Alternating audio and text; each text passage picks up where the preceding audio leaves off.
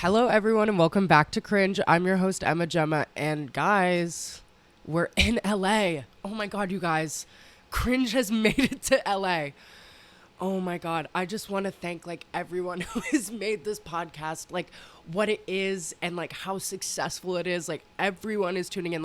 If you look outside my window, there is a crowd of people here for the Cringe live show. Guys, I just have to say I want to thank my fans. I want to thank everyone. This is such a pivotal moment in my life. I can't thank you enough. I can't thank you enough. Yeah, okay, maybe I just go to school down here. Fuck you. Okay, it doesn't matter. It doesn't matter. Okay? Maybe there could be a Cringe live show one day. You guys don't know. You guys don't know. Don't count me out, okay? I can't believe we're here at the VMAs tonight. I can't believe we made it, you guys. We did it. Before we go any further, yeah, I'm sick again. Yeah. Okay? I was sick a month ago? 2 months? It's September. Oh my God, it's September. You know, it's September, and I have yet to see any of those "Wake Me Up When September Ends" memes. Maybe that is finished. Has that run its course? I mean, when did that song come out? Wake me up when September ends. When September ends. Green Day. When did that come out? 2011? No. What? No, that cannot be right. No, that song is 1,000,000 years old. No, that song was around when the dinosaurs were roaming this earth. There's no way. Guys, chat. Okay, well, I genuinely thought it was gonna be 2006, maybe. Okay. I mean, I thought it was a little bit closer to 9/11-esque era. Guess not. Anyway, I'm sick. Yeah, I got sick.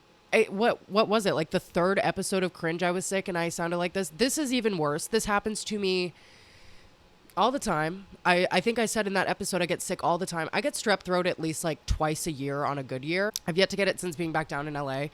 But I mean, she's coming. It's not even I don't want to say it to Jane. No, it's happening. It happens every time, happens every year. I'm just waiting. Luckily this isn't strep somehow. It's just so congested and my voice is gone and I'm weak and I'm frail. But guess what I did today, you guys? I went to class. Yeah. Everyone applaud. Yeah. People can do hard things. Like if you think oh, I can't go to class. I don't know. I'm not get up. It's time to get up. We can do this, divas. Did I go to class and scroll on my phone the whole time? Yeah, but I got the attendance points and I was there. Also, the lecture was it's a social media class. Boring. Yawn. This is what I was talking about in the last episode, right? My job that hopefully I will get. I don't have a job, actually. My job right now, my job in public relations right now does not exist. But hopefully when I get a job, social media is a big part of it. So I have to take social media classes. So I have a woman she's so sweet. But I'm I learned so many of the things that she is lecturing about when I was 11 or 12. And I mean, I don't know. Some people might not know that, but I have to take this class for an elective. And I'm fucking shit. It's just a lot. So she was I have to, I don't know. I literally just have to engage on social media for a class. So I was doing that. I was actually researching when I was on X. That's what I was doing. Why did I call it X? That's Twitter. Baby, that's Twitter. Baby, let's be for real. That is Twitter. Twitter.com. Okay, that bird is fighting for its life. I need it back so bad. But yeah, I'm sick as a dog and it's not fun. Thank you for putting up with my voice. I'm not going to lie. I sound like I smoke a pack a day. This actually really is not good. And it's just another instance of me hopping on here in my roughest form and being let me talk to the people. This is when I get my moment to shine, right? I have to pick and choose when I record. Maybe Thursdays in the morning are it, because all of my roommates are gone. Yeah, little room tour from the part you can see. Taylor Swift, of course, here on my left. Lizzie McAlpine here right behind me. The one and only Harry Styles. His birthday show poster to my right, of course. Got a little desk going on. I'm not gonna lie. People, they don't talk about small rooms enough to where it is hell in there. It's hell. Okay. You change one time and your room is completely fucked up as a woman. You decide between two outfits and you have to spend at least 3 hours deep cleaning the room because it's so small. Like, I changed out of my pajamas. It looks like I haven't picked up in here for ages because there is a pair of sweatpants on the floor and my Doc Martens from the concert that I went to last night still right there. Like, it's just, I like the comfort of a small room. Like, I feel like, ooh, like so cozy, whatever. But then I'm like, I look like more of a slob because there's less square footage. So if I leave one pair of underwear on the floor, it happens. You do it too. Don't lie. Come on. Don't lie. Come on, guys. We promised we weren't going to lie to each other. Okay? You leave a pair of underwear on the floor for a second.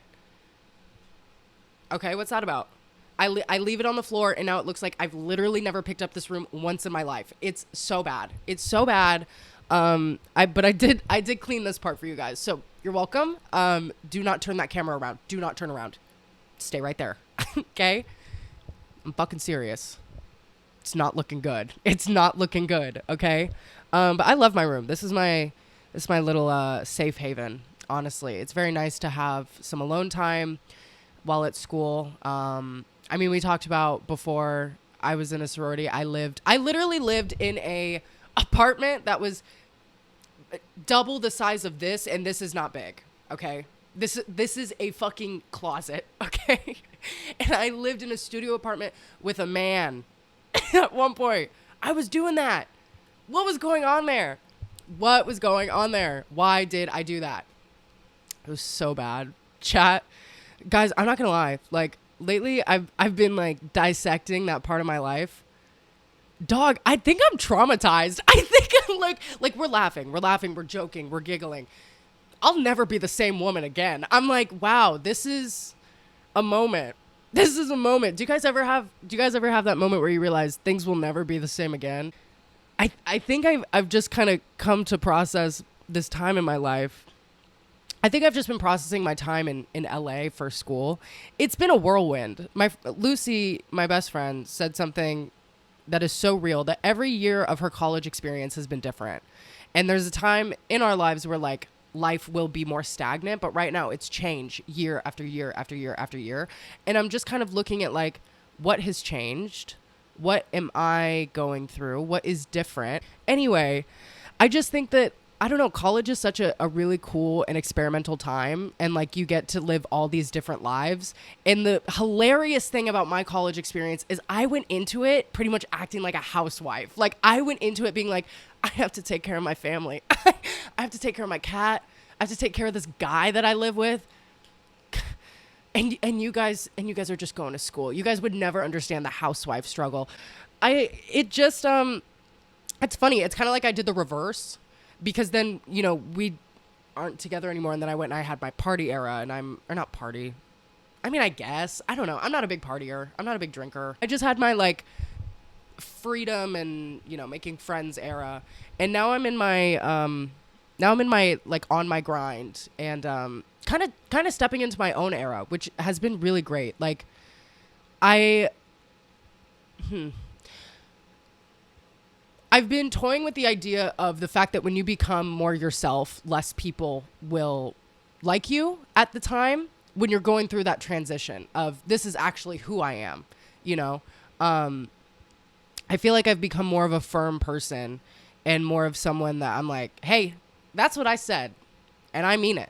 You know, I'm working really hard on, like, I'm impeccable with my word. If you ever read the 4 Agreements, I'm impeccable with my word. And, people don't like that. People don't like that I hold up a mirror to, like, their actions, and they don't like me for it. And that's kind of the era I'm in right now. And it's a hard era. I'm not going to lie to you. It's a hard time to kind of sit there and be like, okay, I don't want to be a pushover anymore because I've been feeling like I've been pushed over. And I don't want to do that. I don't want to do that. And so I've been making changes. And yeah, I'm just in my, like, this is what I'm doing. I'm kind of a boss bitch era. Doesn't mean I don't struggle, tell you that right now. But yeah, that's just kind of where I'm at. And that's college. I mean, college really is just like trying on a bunch of different hats and seeing what works. And right now, this is what I'm doing. So we'll see how that goes. Even though I am sick, I did just have, I made an executive decision that I'm like, what did we feel about that? Right. I went to a concert last night, and I went and saw Gracie Abrams, The Secret of Us Tour 2024. So slay, so cunt. It was so fun. You know, I'm actually I wasn't the biggest Gracie fan before this, but a friend of mine wanted to go together, and I was like, sure. And she fucking, rest in peace, Alexa. She ended up getting sick. Terrible. She couldn't go. And it just sucked. But so someone else bought the ticket off her, and I went with them. And it was so fun. I'm like, this diva can sing. Here's the thing about me and Gracie Abrams. Gracie Abrams, I like her, but I've never like really gotten into her, right? I go to that concert and I'm like, where have these pipes been on your album? Where have they been? This girl is adding so much life to her songs. And I'm like, why are you not doing this on the regular? Why are you not adding this life to the album? To what the people are listening to? She's incredible live. She is so good live. I was floored. You guys, I was floored. And maybe that's the shtick. Maybe it's getting people to be like, ugh, Gracie's all right. Like, whatever. But then you go, you know, you get a couple people to go see her, and it's like, holy fuck, who is this girl? She was so good. She was so fucking good. I loved it. Like, incredible show. I will say the beginning of the show is so funny. My friend texted me that couldn't go because she's like a huge stan. And she's like, so Gracie starts off the show like behind like a wall, like a window, and you can't like see her. And my friend texts me, she's like, have you been to Gracie jail yet? Like, she looks like she's in jail. I'm like, someone free her. And then all of a sudden, I don't even know how, she appeared at the front of the stage. Literally, there's a video of me going, what the fuck? How did she get there? Does she have a twin? How did she get there, dog? I was floored. I was flabbergasted. But yeah, me and my sorority sister Allie went. It was super fun. And I fell in love, you guys. I fell in love. It's a really, really big part of my life right now. But last night, things changed. So I got the CD player over here, by the way. Big point of contingency. That's not, I don't even know what that means, actually. What does contingency mean? What does that mean? Isn't that a negative? Contingency. Subject to change. Okay. So that's, well, I guess. Oh, maybe. Okay. Big point of contingency. I used to be a vinyl girl. Okay. And I realized I don't listen to any of them. Okay. I don't listen to a single one of them. I buy them and they just fucking sit there. Why? One, I have a terrible record player. And two, I'm not getting up to flip that motherfucker. I'm not getting up to flip that vinyl. You are, I don't care what you call me. You can say, oh my God, this Gen Z lazy. No one wants to get up and work anymore. And you're correct. I don't. I'll just play it out of my phone. Okay. I have all these vinyls and I never use them. And, I don't know why. You know what it was? I saw that like some CD players now you can do like Bluetooth. I mean, all of them you pretty much can. And you can like play it as a speaker. So I was like, I should just get a CD player. And then I have all these old CDs. I can start playing them. It is the best purchase I've made. This was like $23 on Amazon. I've already bought new CDs. It's so fun. It's so nostalgic. I feel like CDs for me are more nostalgic than vinyls. And I feel like that would be the case for most Gen Z people. Did you guys have record players? I never had a record player. We did have in my house. My mom is a huge fan of Friends. When Matthew Perry died, I'm the one that broke the news to her. I was like, he died. Yeah, I know. It's sad. I was with Alexa again.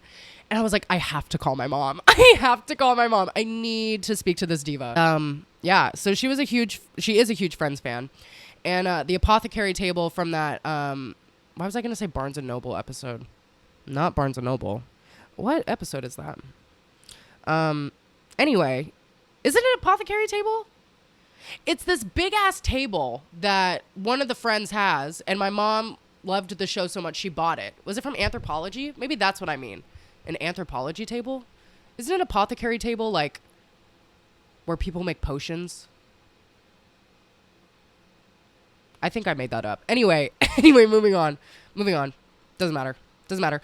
My mom, so I had all these like tiny square drawers. There was probably like 1, 2, 3, 4, 5. There was probably 12 drawers in total. And each one of them was lined with CDs. Like each and every single one of those fuckers had a CD in it. And so we would play like CDs all the time. Like my dad had his CDs. My mom had her CDs. I had my Hannah Montana. My brother had his. Like, and then of course you want to load up the iPod Nano, get the CDs out. Get the CDs out. Go head over to the desktop computer. It's time to lock in. We actually had this really cool thing in my old house. It was literally like its own built-in office, but it was like open concept in between the kitchen and the living room. It was super odd. It was like an office, but there, I don't know. It was interesting. And that's where we would load up the iPod Nano every time. I remember my brother, when my mom got my brother an iPod, loaded it up with like all of Garth Brooks's songs. Like he was headbanging to Blame It All on My Roots. I showed up in boots. Okay. Ruined someone's black tie affair. That's fucking for sure. But so I was like, you know what? I think it's time I transition over to CDs because I'm just not using the vinyls. They're more expensive. I don't necessarily care about them. And so last night I go to the merch booth because I was like, this is the only concert I have this year. I'm going to get a piece of merch. And I was freezing at the Greek. I always forget to bring a sweatshirt to the Greek, so I ended up getting this Gracie one. And I was like, fuck it. I'll get a Role Model CD. He's opening. And the guy comes back with it, and it's signed. And I was like, what the fuck? I was like, this is sick. It's right there. I don't know if you can see it. But it's so cool. I walked away from that concert in love. I walked away from that concert in love with Role Model. Like, Tucker and I are in love. Like, I know that everyone's like, Emma, he already dated another Emma. Guys, it was us the whole time. It was us the whole time. But there's an issue there. Lucy, my best friend, she's into Tucker. She doesn't know yet. So, Lucy, this is me telling you. Me and Tucker were together. We're in love, and there's nothing you can do about it. Sorry. I'm just kidding. I literally went back and got that Diva assigned CD, so she can deal with it. But so I jokingly, I get 3 signed CDs. I felt like one of those greedy ass bitches at a concert that like, oh my God, it's signed. I need 1 million of them. I was getting them for friends. Okay. One for Alexa because she couldn't go. Another for Lucy because she is BFF forever. And apparently she's in love with my man, but whatever. Whatever, Lucy, fine. So I walk away with 3 of them and I ask Allie, I'm like, can you take a picture of me? And I put it on my story and Role Models page reposted it. And I'm like, Tucker wants me so bad, you guys. Guys, it's not even funny. This guy wants me so bad. Did I listen to his music before tonight? Kinda. Actually, there was one song I really did listen to his. And I knew like every word of it. And I completely forgot that he sang it. Like I knew it at one point. God, what song is it? Blind? Oh, yeah, Blind. I've never seen something quite like you. Yeah. That one, and then there was another one that I was really into. Oh, who hurt you? Forgot about that. Damn. Oh, he has a song called Masturbation Song. Cool. Nice. Hey, good for you, man. I love that for you. That's awesome. Chat, that's great. That's great for you. I'm glad you made a theme song for that. You know, some people just need that kind of motivation. They need to kind of get in the zone with that kind of thing. Good for you, man. Good for you. Anyway, so yeah, I got all these signed CDs and then I posted on my story and he reposted my story. And I was like, guys, this is insane. Like, I don't know. It's just really hard, like being someone that is so like wanted and beloved and loved. And everyone wants her. It was such a great concert though. I can't get over how good both of them were live. And I was so close. I was like what is G in the alphabet? A, B, C, D, E, F, G. Row 7. And then there was the pit in front. Like, so close. It was so great. And this is actually, I think this is the first Cringe episode, maybe not, where I'm wearing my glasses. And that was the first concert where I've had my prescription glasses. Guys, concerts are so sick when you can see. They're so awesome when you can actually see the visual effects and you can see the person's face. I was like, guys, this changed the game. I like threw them in my bag last second. I was like, come on, maybe, I mean, I'm close, but how much different could it be? Oh, a hell of a lot different. I took my glasses off. Oh my God. I took my glasses off for the tiniest amount of time. Like literally I just went like that, like halfway through the show just to see what it would have been like if I didn't bring them. A waste of money is what it would have been.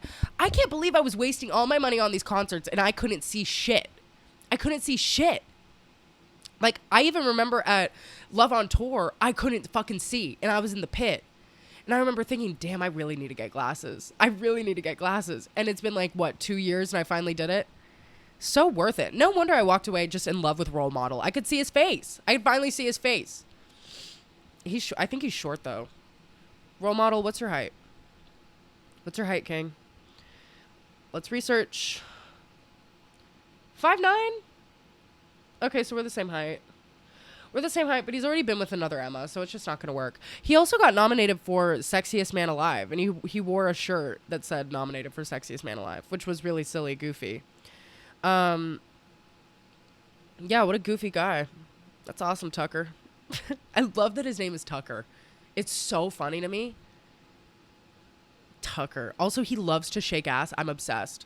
Like, no, guys, I walked away and I was obsessed. I walked away and I was like, this is my new obsession. And I got a Spotify notification this morning where it's like fan first pre-sale. I don't know if it's because I listened to the album on the way home, but it was like, we want to give you exclusive access to the pre-sale for his tickets. Okay, so when he's here, I will hopefully be in England. When he's in England, I will be here. So it's just not happening unless I fly to fucking Australia from England, which no, that will not be happening. So I can't see him on this tour. That sucks. Tucker, call me. Tucker, call me and just be like, hey, like, I'm so sorry you can't make it to the show. I know you're the biggest fan ever and you've been a fan forever, not a mere 16 hours. But I really need you at that show. So I'm changing the dates for you and I'm actually flying you out. That's what I'm doing. I'm flying you out in April from England to LA because I'm obsessed with you. So Tucker, give me a call. Say those exact words. Can't wait. Can't wait to hear from you. Can I call you Tucker or just Role Model? Anyway, we'll figure that out later. Okay. In other news, Taylor Swift. What did we expect? My favorite thing about Taylor right now, I just have to discuss her NFL outfit, her game day outfit. I really need to digest that because there is nothing more reputation than showing up somewhere where you're not wanted and looking good as shit. Okay. And I'm not saying Arrowhead doesn't want her. Arrowhead loves her. But the fucking NFL at large, annoying as shit. They're like, oh, we don't want Taylor Swift. I cry at every TikTok I see of dads and daughters watching the NFL together. Because I'm like, wow. There is finally something to look forward to. I'm a kid that was subjected to every NFL game that could possibly occur on a Sunday, on a Monday. I think it's Thursday nights now, on Thanksgiving, on Christmas Day. Always on. I'm not a football person. I don't detest it. Like, cool sport, but I never got into it, right? And I think it just made me dislike it more that, like, because, like, I don't know, my family, they're all really big sports fans. That I never liked it, and I was subjected to watch it on, like, special occasions. Like, I don't want to fucking watch, like, I don't want to be sitting at the Christmas dinner table or, like, the Thanksgiving dinner table and a fucking NFL game is on. And why are those players out on the field? And I know you're going to be like, Emma, they get paid millions of dollars. I'm sure they're fine. Can we put capitalism down for 1 second to where these people can just enjoy a Thanksgiving meal? Please. Like, look, they're not suffering. They're probably fine. But, like, why are we subjecting all of America to football 24/7? I can't. I cannot. And so I've never really fucked with the NFL just for that reason that I'm like, I don't want to watch it. I'm like stubborn. I'm like, I just don't care. The only thing that gets interesting is like the fourth quarter, right? And maybe it's something with age. Maybe Taylor is getting me into it. I don't know. But, you know, I have a Chiefs shirt. Okay. My family denounced me for that. They were so pissed. They were like, because we're 49ers fans, or they are. I don't care. I really don't. The only team I am loyal to is the San Francisco Giants. Love you to death. Okay. Every other sports team, I don't care. I don't have like a favorite basketball team. I don't have a favorite football team. And I'm like, well, Taylor's boyfriend is on the Chiefs, so we're repping. We're repping. We're repping. 100%. So I don't know. Taylor being a part of the NFL, I think has opened up, and this conversation has been happening a lot, but has just opened up that dialogue between like daughters and fathers to like have something to discuss. And for me, it's not even just my dad. It's like my whole family watches football. And I'm like, oh my God, someone put a bullet in between my eyes. I don't care. I don't care. But like now there's something to talk about. Like it's so cute. My grandma Judy, she'll text me and be like, I just saw Taylor on the screen at Arrowhead. I'm like, it's so cute. I love it. And like when I'm at the game, she'll be like, did you see Taylor? And everyone's like, Emma, did you see Taylor? I'm like, now I feel involved. Now I feel included. And I think it's important for like even little girls that are watching football with their dad. Maybe it will help them get into the sport more. Because I had no appeal to it. I didn't care. Maybe if I knew about if they hyped up the cheerleading more, maybe I would have been into it. Dallas Cowboys cheerleaders, I love you. I know we talked about them already, but maybe I would have been more into it at that point. But her outfit when she showed up to Arrowhead, I'm like, this diva, this is Reputation. Reputation is so coming. She's not dressing as Reputation. She's dressing it's her aura. I saw a TikTok and it's like her aura is Reputation. And that truly is what that outfit was. Showing up somewhere you're not wanted and looking the hottest and the baddest and the most confident in the room. That is Reputation. I'm in my Reputation era at the moment. I really am. And so I really fear like some of the eras that Taylor has re-released hasn't really lined up with like where I'm at in life. Like 1989 re-released, it didn't line up with like my vibe at the time, except for the vault tracks, All About No Contact. I was like, once again, is this bitch reading my diary? Okay, but like the actual vibe of 1989, that wasn't really hitting for me at the time, just because I wasn't in that era. Fearless did. Fearless took over my life, 100%. Red took over my entire life. But no, Speak Now didn't, and 1989 didn't. I wasn't in those eras. But Reputation, if she drops that shit soon, oh, good luck to everyone involved. Good luck to everyone involved. I'm getting a snake tattoo fucking on my butt. I'm getting a snake tattoo on my ass. It's done. It's over. No, maybe not on my ass. You know, I don't think I'd ever get a tattoo on my thigh. That's the one place I think I'll keep open. I don't know. I definitely have the canvas for it. That's for sure. I got the space, but I don't know. I don't think a thigh tattoo would ever be for me. Like I have one on my ankle. I think that's about it. I would get a snake tattoo. My mom would hate me for it, but I think they're cool. But I don't even need another tattoo. I don't even want a snake tattoo. I'm just saying if there was a Flash and there was a Flash book in front of me and perhaps there was a snake there, maybe I would get it. I'm kind of at my end of tattoos for right now. I think the tattoos I'm going to get going forward are all very like handwriting. Like I want to get some of my family members like handwriting. I have cards that they gave me and I'm, take it in and get it tattooed, but other than that, I'm kind of done with the tattoos for right now. But I really like where I'm at right now. I like where my tattoos are. They're kind of hidden on the inside of my arms. They're not too crazy. They're not too out there. But that's just my vibe. I hate that discourse about where it's like dirty tattoos. Shut the fuck up. Oh my God. Like I'm not someone that's like, oh my God, I'm a tattoo fanatic. Like I'm a tattoo expert. But when people are like, oh, these are dirty tattoo placements and these make you look grungy and gross and these are clean tattoo placements. Oh my God. Will you stand up and go outside and look at the sky? Look at the sky, touch some grass. Like who cares? It doesn't matter. It doesn't matter. It's that same thing with like fox face or doe face. That kind of like, I don't know, like the internet just making shit up. And like, there's a makeup thing right now. What is it? It's like high contrast face or no? It's Just the most made up thing I've ever seen in my life. Anyway, I just don't subscribe to that. I think it's so stupid. But yeah, speaking of Taylor, moving into, okay, guys, I know I said a while ago we're not going to get political, but I have to talk about the presidential debate. I have to talk about it. First of all, Taylor endorsing, never doubted that diva. Never doubted that diva whatsoever.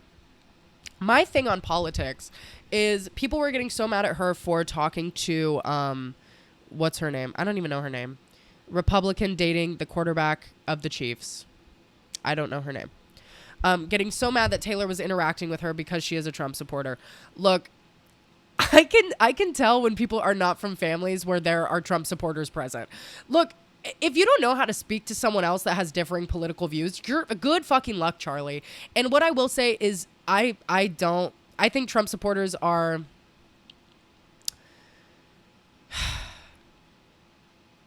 I don't necessarily have a problem with Republicans. I have a problem with Trump supporters. That's really it. I can handle a Republican. I can have a conversation and I can understand like maybe where you're coming from as long as you're not, a bigot or racist or homophobic or hateful. I can sit there and have a conversation. A Trump supporter, I think it is more of a derogatory term for sure. But if you can't even interact with someone that has differing political views and just like get through the conversation, dude, you're going to have a tough fucking time. Right? When everyone was getting mad and like, oh my, and this is mainly like Taylor Swift stan Twitter. I'm like, guys, do you realize how many people you could interact with every day and you don't even know what their political views are? Like it's, like I'm very much not Republican at all. Not even close. Okay. But sometimes you have to interact with those people. You have to do it. And when she came out and endorsed Kamala, I was like, yeah, guys. Yeah, I know. I don't know why anyone doubted her. Like, come the fuck on. Did any of you watch Miss Americana? Any of you? Seriously. The presidential debate, it just lit a fire under my ass. Like, I am just so inspired by Kamala Harris. I am so inspired by that woman. It is so insane. And people hate Kamala. People hate Kamala. I love Kamala. I don't think she's perfect by any means. But to watch a eloquent, classy woman absolutely bait and switch and fucking just play mind games with this man that has destroyed this country. He has destroyed so many aspects of our daily life, like even just interacting with one another. Like fake news came from that man. He has created this idea of not being able to trust fucking anything in the media. Well, not created it, but he fucking speed ran it, right?